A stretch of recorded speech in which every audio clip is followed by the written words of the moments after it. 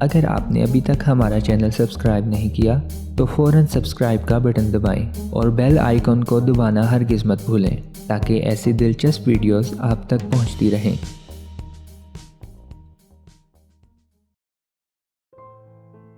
بے خوابی دور کرنے کے طریقے۔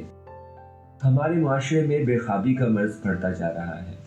کسی کلینک پر جا کر بیٹھ جائیں تو بیشتر مریض آپ کو دیگر عوارض کے ساتھ بے خوابی کی شکایت کرتے ہوئے بھی نظر آئیں گے۔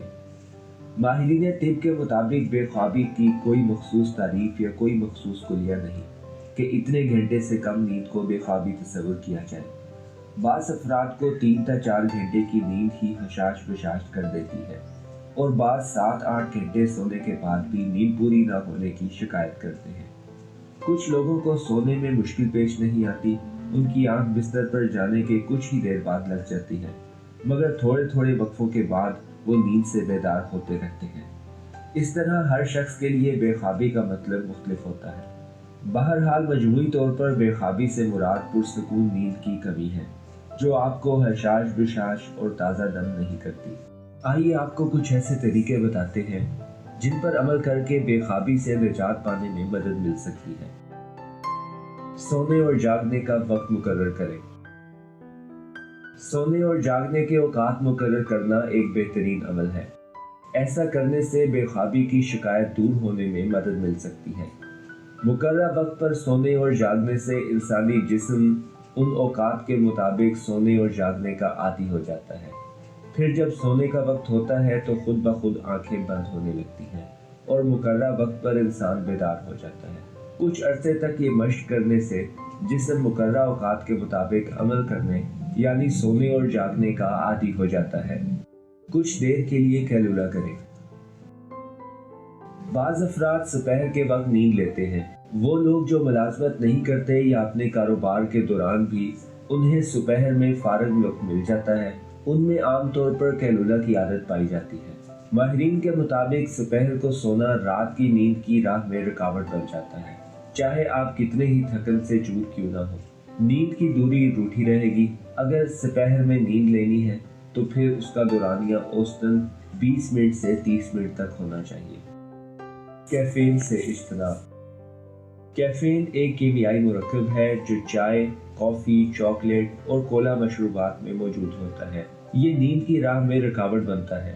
ماہرین کے مطابق دوپہر اور شام کے اوقات میں ایسی تمام چیزوں سے پرہیز کرنا چاہیے جن میں یہ مرکب شامل ہو۔ ہمارے معاشرے میں شام کے وقت اور کھانے کے بعد چائے پینے کا رواج ہے۔ بے خوابی کے مریضوں کے لیے شام کے وقت اور رات کے کھانے کے بعد چائے پینا نقصان دہ ثابت ہوتا ہے۔ ان اوقات میں چائے اور دوسری اشیاء استعمال نہ کریں جن میں کیفین شامل ہو۔ الکحل۔ الکحل کا زیادہ استعمال نیند کی کمی کا باعث بن سکتا ہے۔ خاص طور سے دن کے اوقات میں الکحل کا استعمال نیند کے اوقات میں بگاڑ کی وجہ بنتا ہے، جس کی وجہ سے رات میں اپنے مخصوص وقت پر سونا مشکل ہو جاتا ہے۔ نیند سے قبل ورزش نہ کریں۔